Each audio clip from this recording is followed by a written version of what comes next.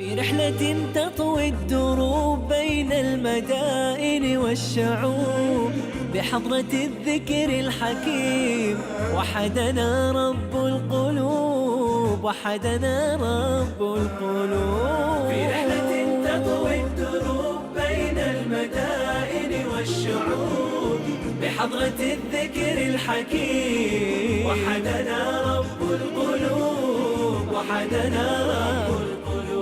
ولحفظ آيات الكتاب قد أتينا كل باب نمضي على درب الصواب من قبل أن تجلو الخطوب، من قبل أن تجلو الخطوب. في رحلة تطوي الدروب بين المدائن والشعوب بحضرة الذكر الحكيم وحدنا رب القلوب، وحدنا رب القلوب.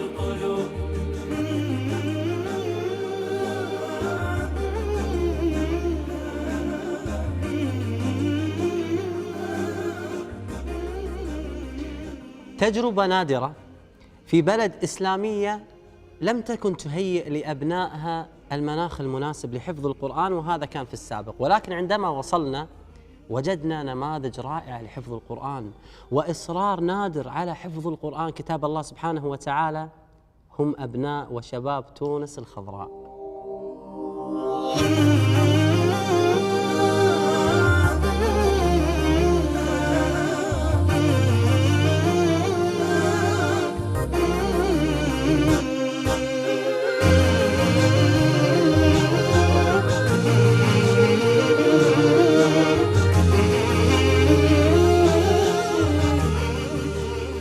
حالة عصامية اهتمت بنفسها، والده اهتم فيه كي يصل إلى هذه المرحلة الجميلة في حفظ كتاب الله سبحانه وتعالى. كيف حالك يا شيخ محمد؟ الحمد لله. طيب إن شاء الله. الحمد لله. حبيبي، متى بدأت بحفظ القرآن شيخ محمد؟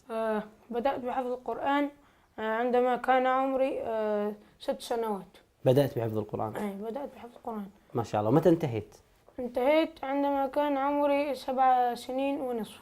ما 7 شاء الله. سنوات ونصف. يعني تقريبا في سنة ونصف حفظت في القرآن سنة الكريم. ونصف. طيب مع من حفظت القرآن؟ كيف حفظت القرآن؟ حفظت القرآن يعني بالسماع من الراديو. نعم. من الراديو حفظت القرآن على صوت الشيخ عبد الرحمن الحذيفي. ما شاء الله. وساعدني أيضا أبي تعليمي لأحكام التجويد. كنت تسمع ثم تعرض حفظك على هو يعلمني يعني أحكام التجويد ما شاء الله والقواعد ما شاء الله. كم كنت تحفظ تقريبا في اليوم شيخ محمد؟ في اليوم بالنسبة لليوم العادي في الدراسة صفحتين. نعم. صفحتين من الكتاب، بينما في أوقات العطلة أو في يوم الأحد. نعم. يوم الإجازة الأسبوعية يعني 3 صفحات 4. يوم من الأيام وصلت 6 صفحات. ما شاء الله ما شاء الله تبارك الرحمن ما شاء الله. كم تراجع في اليوم بعد ما حفظت؟ في اليوم بالنسبة للأيام العادية جزء أو نعم. جزء ونصف. نعم. وفي أوقات العطلة الصيفية أو ما بين الثلاثيات. نعم. أنا براجع إلى 5 أجزاء. نعم. 4 أجزاء وهكذا. ركزوا معاي شنو قال محمد الأمين الله يحفظه. يحفظ في اليوم وجهين ويراجع جزئين، لو في العطل يراجع 5 أجزاء تبارك الرحمن. هكذا هو تعاهد القرآن يا حافظ القرآن. اقرأ تدبر في خشوع شوقا تفيض به الدموع ينسب سحرا بالضلوع بالنور في كل اتجاه. مع الجدول المزدحم في الدراسة وحفظ القرآن ومراجعة القرآن بشكل يومي، وأيضا الشيخ محمد يحفظ المتون العلمية، لكن ما شاء الله تبارك الرحمن يلعب كرة القدم ويمارس هواياته بشكل طبيعي. أسأل الله سبحانه وتعالى أن يحفظه. شيخ محمد، كل هذا اللي أنت قاعد تقوله الآن، تحفظ متون ما شاء الله، تركز في القراءات، في الحديث، في الفقه، في العقيدة، يعني هذا الشيء ما ياخذ من وقتك؟ يعني أنت الآن صغير سن، تبي تلعب، تبي تطلع، عندك هوايات، ما ياخذ من وقتك هذا الشيء؟ لا، ما نحرم من اللعب. إذا حفظنا القرآن ما نحرم من اللعب. كيف؟ يعني في وقت مخصص للقرآن نعم. ولحفظه المتون وكذا، وفي وقت آخر للعب وممارسة الهواية. قرآننا نور مبين للعابدين مدى السنين، نور على نور لنا درب السعادة كل حين، منه شفاء للصدور برهانه بين السطور، وشفيعنا يوم النشور جاء على الوحي الأمين. خلصنا من السهل والأسئلة السهلة في القرآن، الحين نبدأ في الصعب والتحدي. جاهز؟ طلع المصحف بس. أول سؤال: ألم تر أن الله خلق السماوات والأرض بالحق إن يشأ يذهبكم ويأتي بخلق جديد. أي سورة؟ سورة سيدنا إبراهيم. نعم صح. الآية رقم 19. ما شاء الله تبارك الرحمن. آية رقم 19. رقم الصفحة 258. ما شاء الله. 258. الآية اللي قبلها إيش؟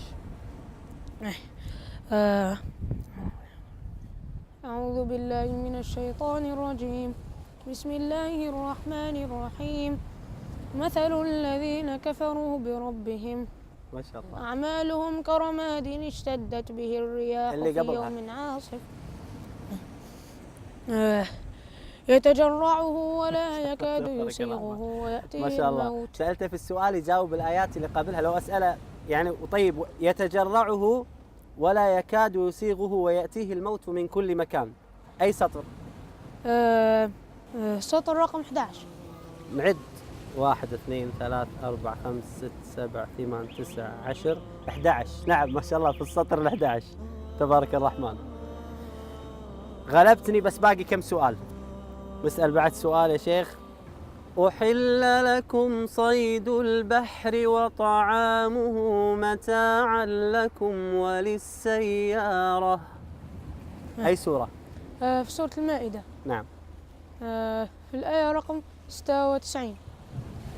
آية رقم 96. ما شاء الله تبارك الرحمن. بعد 4 أوجه. يعني 1 2 3 4. أعوذ بالله من الشيطان الرجيم. بسم الله الرحمن الرحيم. قال عيسى ابن مريم اللهم ربنا أنزل علينا مائدة من السماء تكون لنا عيدا لأولنا وآخرنا وآية منك. طيب الآية اللي قبلها قال عيسى ابن مريم. قالوا نريد أن نأكل منها وتطمئن قلوبنا. خلاص يا شيخ محمد غلبتني تبارك الرحمن. الله يحفظك يا رب إن شاء الله. الله يحفظك. ما أسعد الحفاظ. غلبتك 4-0. ما أسعد الحفاظ. ما أسعد الحفاظ. ما أسعد الحفاظ في الأزمان. هل أصبحت حياتكم جميلة الحياة القرآنية في البيت؟ أكيد. هل شعرت ببركة القرآن في بيتكم؟ الحمد لله رب العالمين. هو البيت الذي لا يدخله القرآن كالبيت الخرب. الله. وإحنا بيتنا متنور بالقرآن، وإحنا سعداء جدا وشرفنا جدا أن نكون من أهل القرآن. إن شاء الله ربي يكتبنا من أهل القرآن. دعوة لكل أب وأم بأن يحفظوا أبنائهم كتاب الله سبحانه وتعالى. شفتوا معاي شلون أبوه يفتخر ويفرح بأن ابنه حافظ للقرآن؟ ما تتمنون أبنائكم يصيرون مثل الشيخ محمد؟ أسأل الله سبحانه وتعالى أن يقر أعينكم بأن يحفظ أبنائكم كتاب الله عز وجل.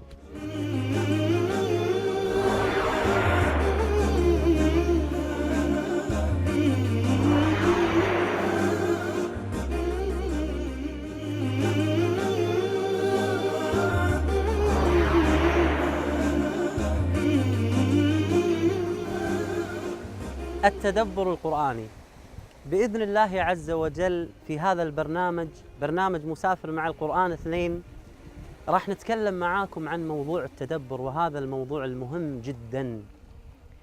إذا أردنا أن نتدبر القرآن يجب علينا في البداية أن نعرف ما معنى التدبر أصلا. معنى التدبر في اللغة هو النظر في عاقبة الشيء، أما في الاصطلاح وهذا المهم أن نتأمل كلام الله سبحانه وتعالى بقصد الاتعاظ والاعتبار والاستبصار والانتفاع من هذا الكلام. تفتح المصحف وتقرأ من كلام الله سبحانه وتعالى فتجد آيات الله سبحانه وتعالى يأمرك بها فتعمل بهذا الأمر. كثير من الناس يعتقد أن هذا التدبر هو صعب على الناس، وأن هذا التدبر خاص لفئة من الناس، العلماء والمفسرون وأهل القرآن، وهذا خطأ. إخواني وأحبابي، التدبر هذا الموضوع المهم لجميع الناس والمسلمين. عندما تقرأ سورة صاد وتمر على آية عظيمة، الله سبحانه وتعالى من محبته لنا يقول في القرآن: أعوذ بالله من الشيطان الرجيم، كتاب أنزلناه إليك مبارك ليدبروا آياته وليتذكر أولو الألباب. فعندما تقرأ هذه الآية، عندما يقول الله سبحانه وتعالى كتاب أنزلناه إليك مبارك ليدبروا آياته، تعلم كلمة ليدبروا أنه واجب علينا أن نتدبر القرآن. لم نشعر بحلاوة القرآن ولا لذة القرآن ولا الاستبصار من القرآن ولن نتعظ بالقرآن إذا لم نتدبره. وختم الله سبحانه وتعالى هذه الآية العظيمة قال: وليتذكر أولو الألباب. من هم أولو الألباب؟ أصحاب العقول السليمة، العقول الراجحة. أنتم بإذن الله عز وجل. من الآن يجب علينا إذا عرفنا معنى التدبر يجب علينا أن نقبل على القرآن ونشعر بحلاوة القرآن.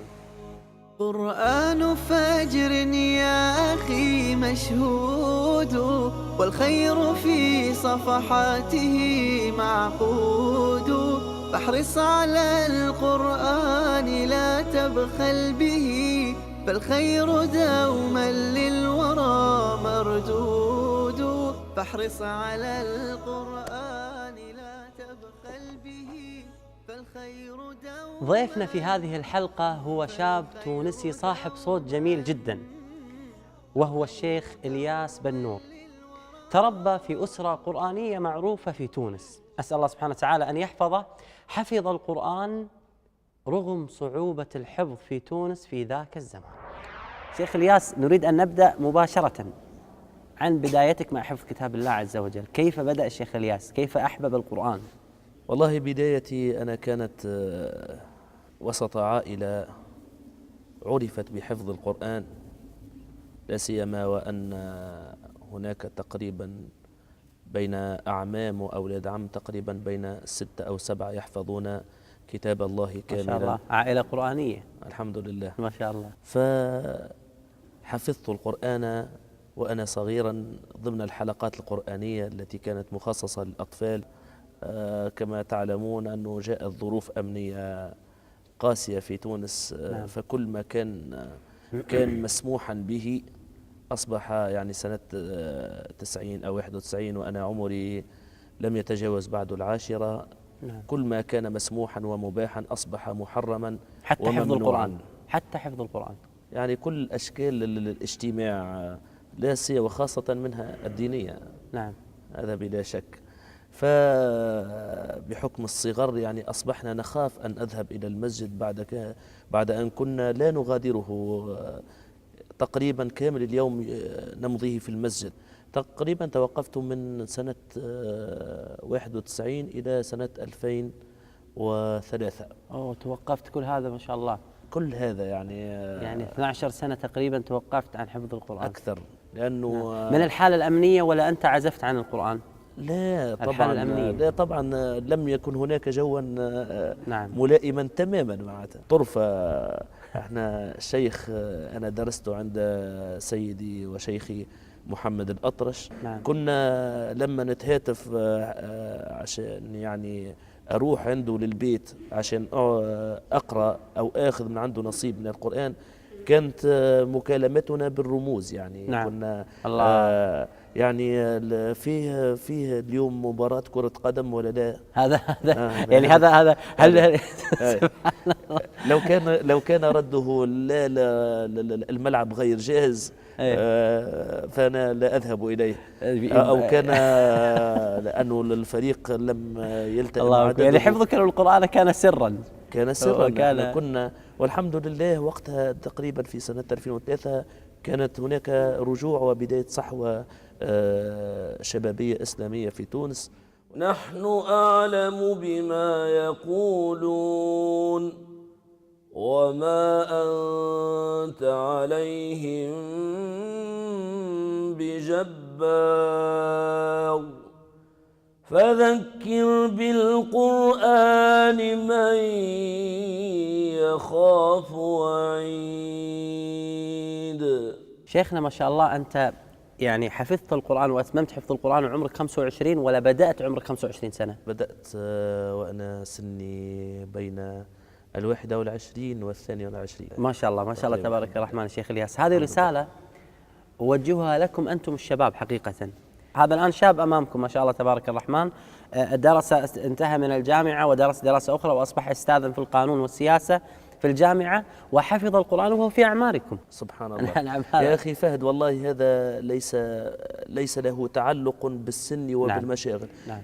له تعلق فقط بإخلاص النية. نعم. كما قال الله واتقوا الله ويعلمكم الله. لأنه لما تفتح المصحف تقول أنا كيف حفظت هذا، والمنخنقة والموقوذة والمتردية والنطيحة وما أكل السبع، كيف حفظت هذا الكلام؟ نعم. ولكنك أخلصت نيتك إلى الله. نعم. فعلمك الله. ومن أقبل على القرآن أقبل القرآن عليه. الله يبارك فيك يا شيخ الياس. إنه سكنى لصدري وهو أنسي عند قهري. إنه سكنى لصدري وهو أنسي عند قهري ودوائي في ابتلائي.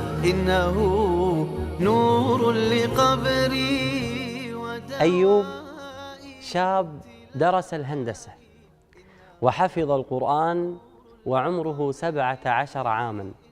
لما تجلس مع أيوب وأنا جلست معه تشعر بالحيوية والهمة في حفظ كتاب الله عز وجل. يرجع سبب أيوب لحفظ القرآن عندما هيأ له أهله المناخ المناسب منذ أن كان رضيعا. متى بدأت بحفظ القرآن وكيف كانت بداية الشيخ أيوب مع القرآن؟ ابتداء الإنسان قبل أن يذكر يعني بداية الحفظ المسترسل الذي ختم على إثره، هناك يعني إرهاصات وهناك أمور شجعته على أن يفكر في أن يقدم على أن يحفظ هذا الكتاب كله. الحمد لله.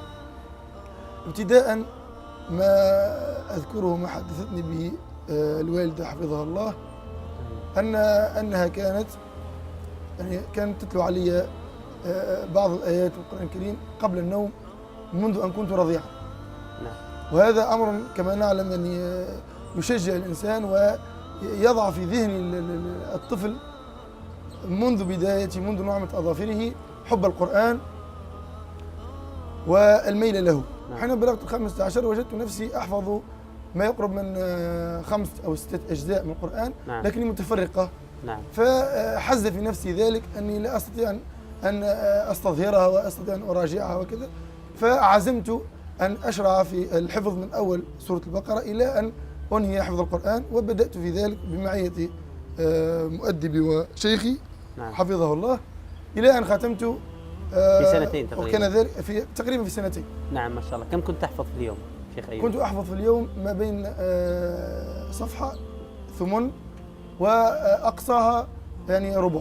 نعم. ربع. وفي يومين هناك يومان حفظت فيهما يعني نصف حزب نصف حزب. ما شاء يومان الله. فقط. ما شاء الله. لكن أغلب الأيام كنت أحفظ فيها ما بين صفحة وثمن. ما شاء الله تبارك الرحمن. يا أيها الناس اتقوا ربكم واخشوا يوما. أعوذ بالله من الشيطان الرجيم. بسم الله الرحمن الرحيم. يا أيها الناس اتقوا ربكم واخشوا يوما لا يجزي والد عن ولده ولا مولود هو جاز عن والده شيئا إن وعد الله حق فلا تغرنكم الحياة الدنيا ولا يغرنكم بالله الغرور. هل شغلك القرآن عن حياتك الدراسية العلمية ولا عكس ذلك؟ القرآن أنا سوف أجيبك عندما أقول لك أن أفضل الأعداد وأفضل النتائج الدراسية كانت في السنوات التي كنت أحفظ فيها القرآن. الله أكبر. وهذا يعني لا، في بعض الناس شيخ أيوب يقول أن القرآن يشغل أبنائي عن دراستهم وإذا لا هذا لا صحيح. هذا فقط يحتاج إلى تنظيم. القرآن حفظ القرآن يحتاج إلى تنظيم وقت. أنا كنت عندما كنت في فترة حفظ القرآن، فترة حفظ الختم هذه، كنت أحفظ إثر صلاة الصبح. كنت أحفظ إثر صلاة الصبح وأخصص يعني بعض الوقت قبل النوم للمراجعة. ما شاء الله. إن شاء الله يعني ما فاضلنا سنتين ونتخرج مهندس إن شاء الله. ما شاء الله تبارك الله الرحمن. يبارك. تتخرج مهندس وحافظا لكتاب الله عز وجل. وأدرس بصدد دراسة القراءات أيضا. فيا أيها القاري به متمسكا مجلا له في كل حال مبجلا هنيئا مريئا والداك عليهما ملابس أنوار من التاج والحلى فما ظنكم بالنجل عند جزائه أولئك أهل الله والصفوة الملا. حقيقة في هذا اللقاء هو الاستفادة من أمر واحد شدني حقيقة، أن والدة الشيخ أيوب أصلا من لما سألت لماذا أقبلت على القرآن فقال إن والدتي منذ أن كنت رضيعا وهي لا تسمعني إلا القرآن. فهذه رسالة من الشيخ أيوب ومن برنامج مسافر مع القرآن لكل أم الآن عندها من الأطفال وعندها من الصغار، تبدأ بتحفيزهم أن يحفظوا القرآن بسماعهم أصلا للقرآن. بارك الله فيك. الله يبارك فيك. عبير الروح حين يفوح وباب الخير لي مفتوح فيه يبوح فيض الروح عريج العشق بين الدور. عبير الروح حين يفوح وباب الخير لي مفتوح فيه يبوح فيض الروح عريج العشق بين الدور. نطوف برحلة القرآن دروب الخير والأوطان وتسمو غاية الدنيا لكي نلقى رضا الرحمن. نطوف برحلة القرآن دروب الخير والأوطان وتسمو غاية الدنيا لكي نلقى رضا الرحمن. سنايا النور بالتفكير على الأرواح بالتأثير فيه الخير والبرهان. من القرآن للإنسان على الآفاق والأكوان به نمضي مدى الأزمان لا نرجو سوى الرضوان. من القرآن للإنسان على الآفاق والأكوان به نمضي مدى الأزمان لا نرجو سوى الرضوان.